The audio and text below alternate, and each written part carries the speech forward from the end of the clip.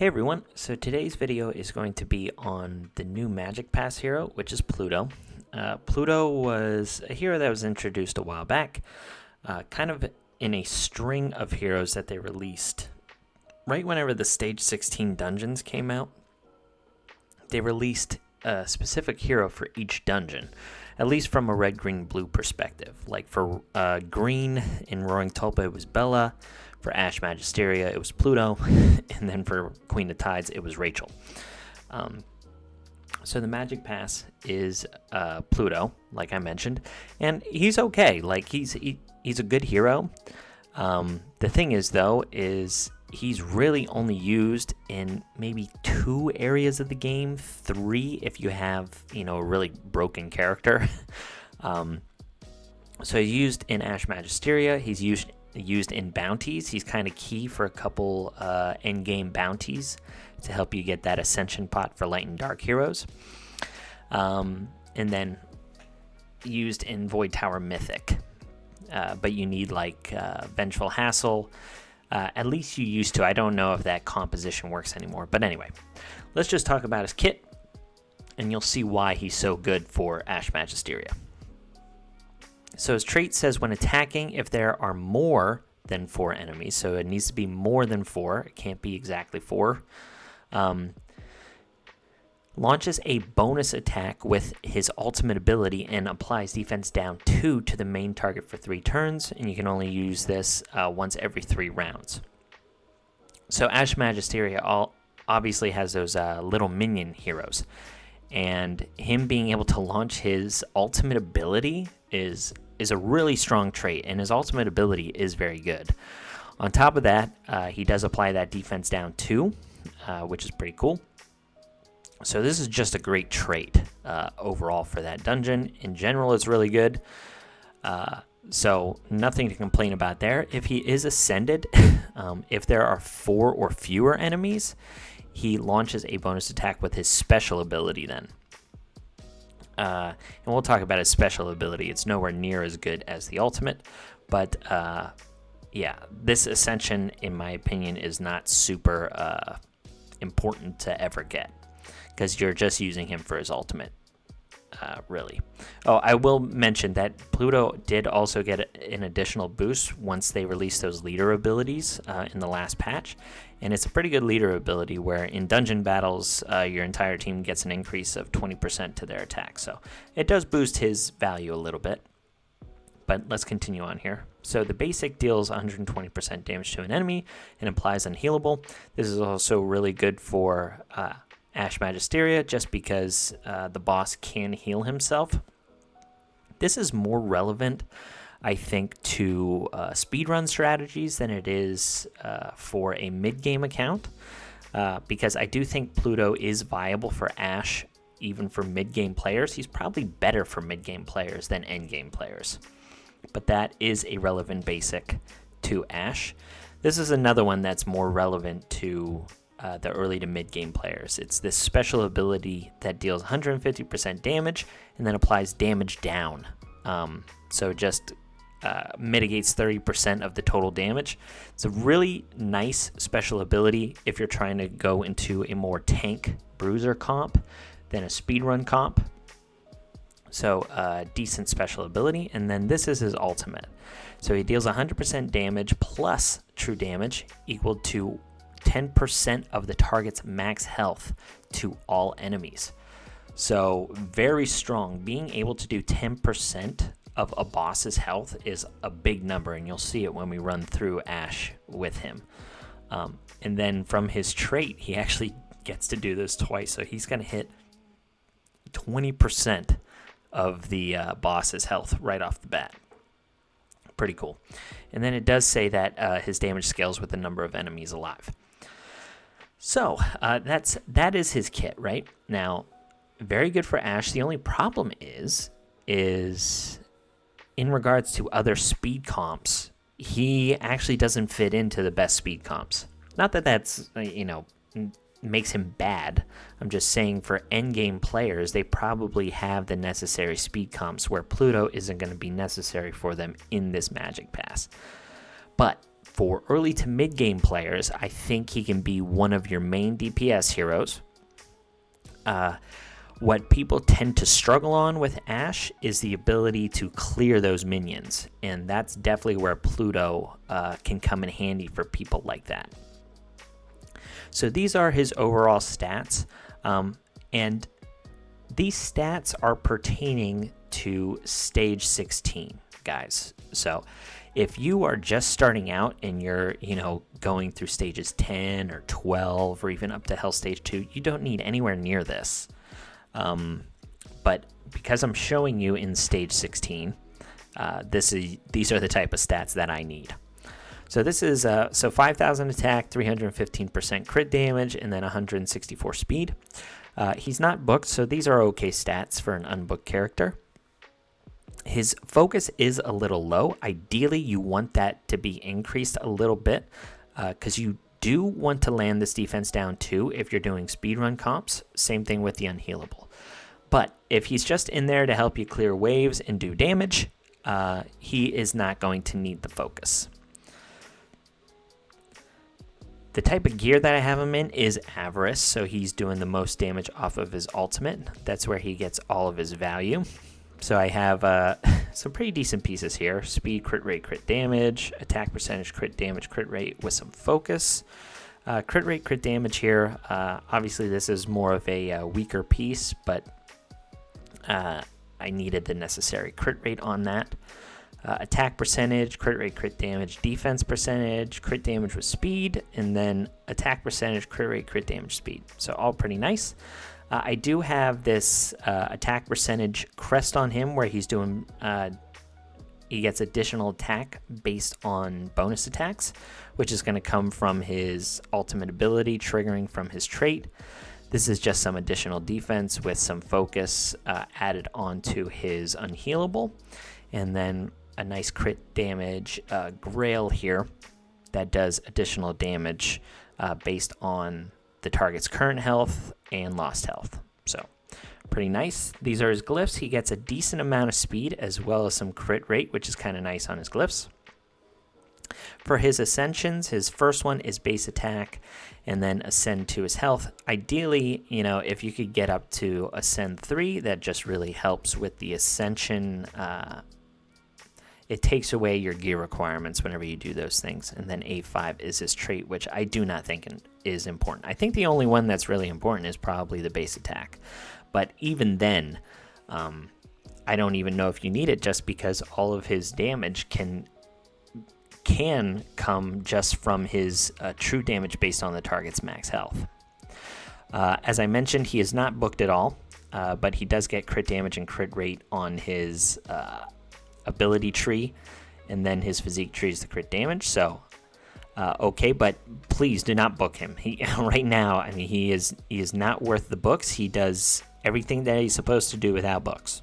Okay, so let's take a look at a pretty safe team here and what I think should be pretty easy for people to build. Okay, so Pluto, obviously you're going to get from the Magic Pass if you end up paying for it. You have Nathalia in here, which is an epic. Jonathan, another epic, and then an elite hero. So Nathalia is going to need to be booked. And then, as you saw, my Pluto has pretty good gear, but as I mentioned, this is for stage 16. The Jonathan is also booked, but I don't think you need to have him booked. The thing is he has very high speed, so he still has high health, but you do not need his speed to be that high. It just needs to be higher than the boss's speed, which you do need to get above that 164. So maybe 165 speed, and then you'll be good to go. So let's just take a look at this run, and I'll show you how Pluto comes in and really helps with progression in this dungeon if you don't have a speed team comp. So Joseph is in here to give that additional defense up buff to Nathalia, because she's going to need it in order to consistently take down the minions. So Pluto's in here also doing some nice additional damage to the waves. So we're in here clearing waves, but his main purpose is to do a lot of damage to the boss and then also help you clear the minions. So Joseph going in there, doing the attack up, defense up on everybody. Nathalia getting through the waves here. Pluto going in, doing the special with the damage down. And then, we're going to finish off the boss here. Sorry, the wave. And get to the boss. Okay, so here, this is where Pluto really comes in handy, right? So like I said, you have Joseph to give the attack down and defense up. So now you have the 4 buffs on Nathalia when she activates her passive ability. So now she's going to attack all of these minions, right?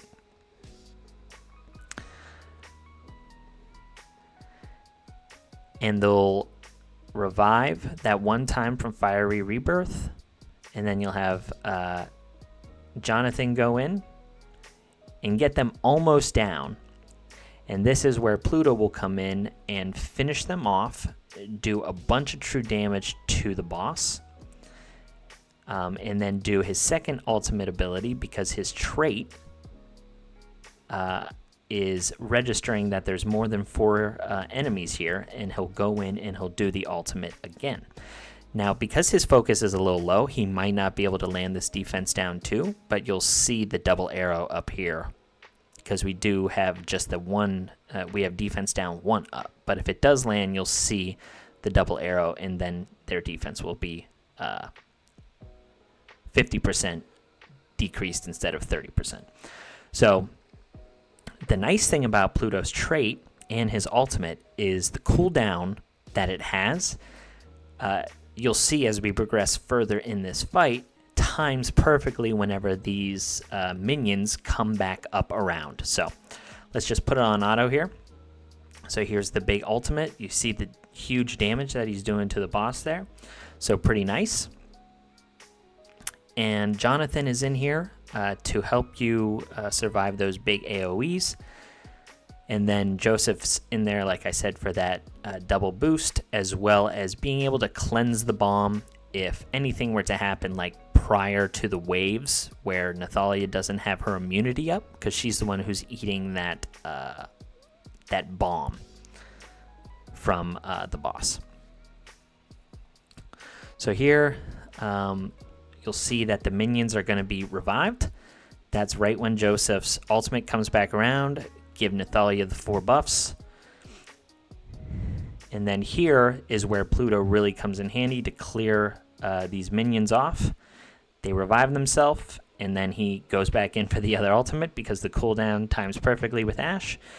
And you're back to square one here, where you're just surviving until you can get his life down to 0 eventually. And it just goes like this the whole way. Here you see the defense down 2 is up, actually, with the double arrow. So he did land it off of his trait. He's putting up some damage down to help you with your survivability as well. And those minions are going to get revived one more time here. And that's whenever Pluto's going to be able to take him out for the last time, and we'll have a clear. So this is probably a really good progression team for any of the newer players out there. And this is why Pluto could be a pretty nice purchase of that magic pass. So there you go. Minions are down, and now it's just smooth sailing. So yeah, this is nice progression team. Now, let me try and show you maybe what a speed team would look like with Pluto. Okay, so now here is your typical speed team that you would use with Pluto. Ideally, like I said, you would probably have more focus on him to make sure that you're landing that unhealable and the defense down too. Although Shane kind of mitigates this as well, but if you didn't have Shane and you were using someone else, maybe like a, William or something of that nature, you would want him to have focus to land the defense down too and the unhealable. So let's just, walk you through a quick run here. And we'll show you how quick this is. It's nice, but like I said, for endgame players, there's much quicker teams out there with like Aaron from the Attack on Titan collaboration. If you have a book Ciara, that's a lot quicker as well. But Pluto still has some viability as a speedrunner here, paired with Opal. So the bonus attacks actually work extremely well with someone like Shane, on top of Flareon's giving bonus attacks to the basics. So he's adding, 3 additional attacks with his ultimate from the trait, and then his bonus attack from Flareon's to give additional damage up from Shane's trait. So here, we're going in, we're doing good damage against the boss. We're having Pluto clear out the minions. He did put up the unhealable, which is really nice, and you'll see that, the boss's health bar is just like melting away. And as soon as we get our next turn here with our team, Opal's going to finish off this boss, and that will be a successful speedrun. So there you go. So yeah, as I mentioned, he's a good hero. He's just an Ashe specialist, so I don't think he's super relevant in other areas of the game. But if you're looking for someone to help you progress in Ashe Magisteria, I think he is a really nice hero for someone who's trying to progress through Ashe Magisteria. Okay, so I think that's all I have.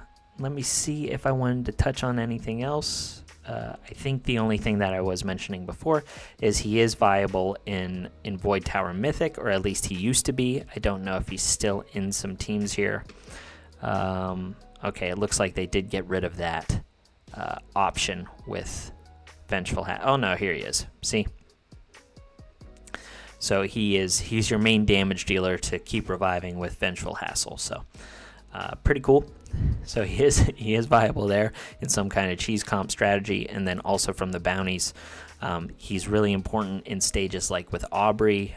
He's also pretty important in stages with like Blackhorn to put up the unhealable from his basic. So he does some other niche areas, but mainly a Ashe Magisteria champion. So that's all I got for you guys today. I hope that helped you make a decision on whether or not to get the Magic Pass or not. And I'll catch you on the next one. See ya.